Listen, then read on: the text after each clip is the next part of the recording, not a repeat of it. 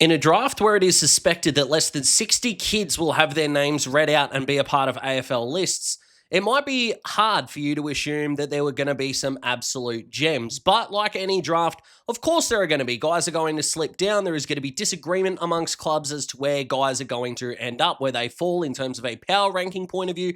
And I thought that I would do this twice. This, of course, is going to be part one, as it says in the thumbnail. Part two is going to come out in a few days' time, of guys that I think are not getting enough love, maybe from the draft community, power rankings, or any of those sort of things that I think could have genuinely good ROI if clubs take them later on in the draft. Of course, these are just my opinions, guys. Take it as you will, but these names are not being heard much when in comparison to other players. So let's do it. Rory Wright was destined to be a part of a big group of players. 182 centimetre midfielder, can find the footy, and he would kind of get lost in the shuffle. A little bit like the six of clubs. I mean, how often are you thinking of the six of clubs if someone says, name a playing card, right? But he kind of went to half back and exploded. Now, his stats overall did look better. He was finding a little bit more of the footy. As we know, half-back flank is a really good position to play if you need to find the ball.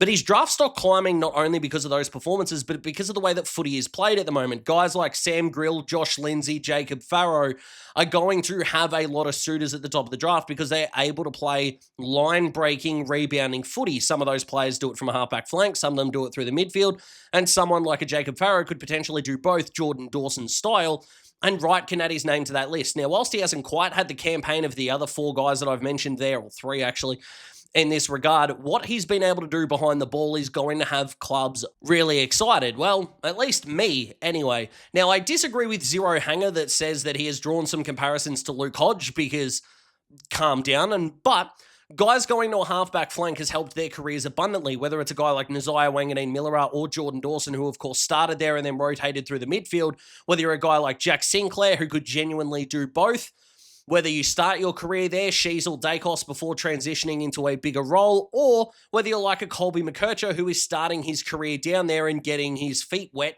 before potentially either transitioning to another spot or staying where he is and just being a pretty dominant halfback flanker. Wright is going to appeal to clubs in a big way. He's a really good 1 and 2 kind of guy.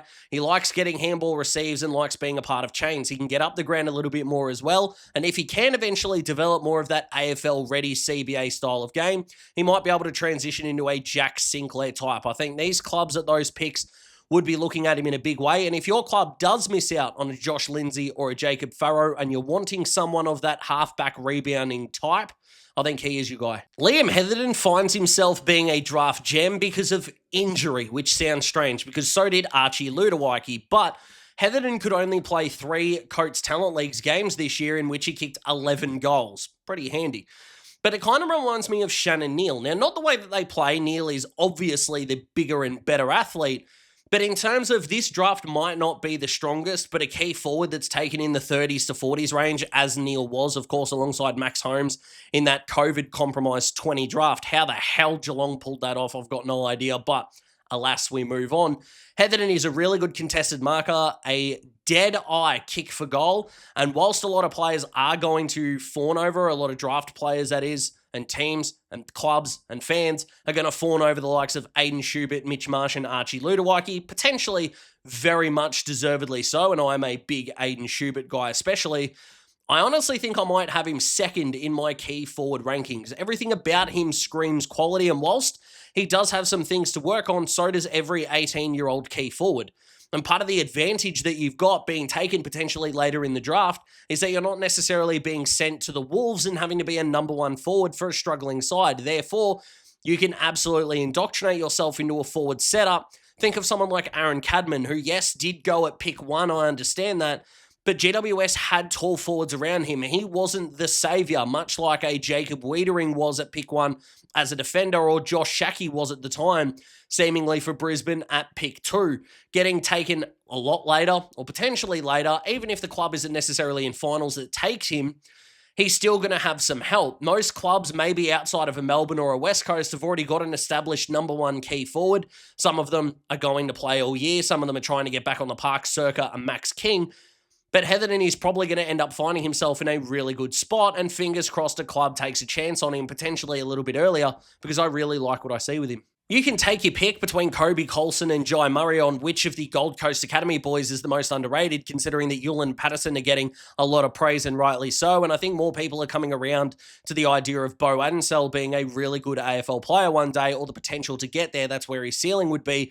Coulson and Murray are definitely not getting the love they deserve, but Murray to me is a little bit more polarizing. I think that he would absolutely suit the modern midfield in a big way, and I think a club like Freo at pick 20, and he could even extend out to a bid later on. But if a club really does like him, and I think that he, again, would suit with his outside play, a lot of modern midfields, even a club like GWS who has a Finn Callaghan, have already got Green and Clayton Oliver. They could absolutely use a fourth guy on the outside who maybe could transition to a wing, considering their fourth best midfielder last year was Xavier O'Halloran, which may be not going to be the way to win a flag or build a premiership midfield that way. And I'm not saying that Murray needs to come in year one and do that. It's not as if Oliver and Green are going to go anywhere over the next 12 to 18 to 24 months. But alas, we move on from the Giants.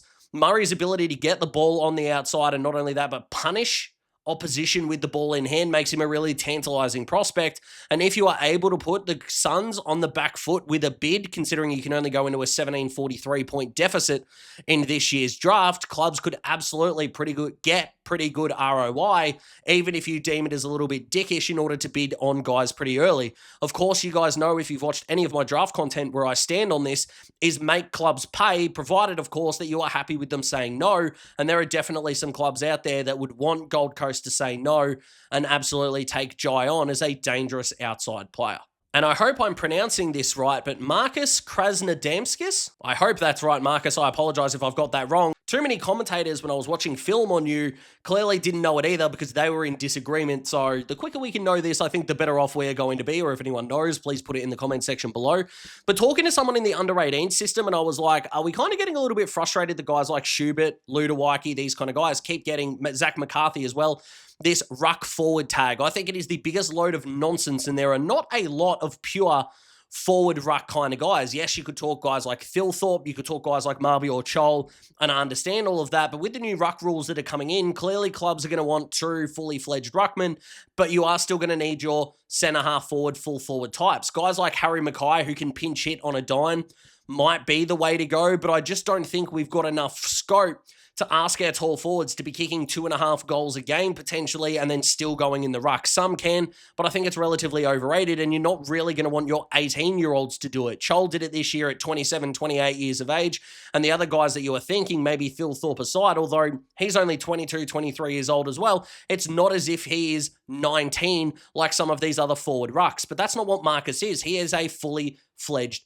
ruckman, and given the fact that they are going to want, and that's clubs I'm talking about, ruckman that can jump at the contest because of the new ruck and centre bounce rules, his basketball background actually helps him. With guys like Cooper Duff-Tytler, who maybe could potentially benefit from this, and then guys like Tim English, who are definitely going to benefit from these ruck rules, it looks like his athletic prowess is going to put a lot of clubs on notice and could potentially get him an earlier pick than some people think are out there. Now, granted, again, a lot of clubs do have really set number one rucks or have some ruck depth. Even a club like Melbourne, for example, you wouldn't think would want Cooper Duff-Tytler at the top of the draft because of a Gawn and Heath combination, but considering Tom Fullerton didn't work out and the D's have got pick 37, he could absolutely be a good backup option, especially because a guy like Zach McCarthy is going to be tied to the Pies, and they are absolutely going to accept a bid on him.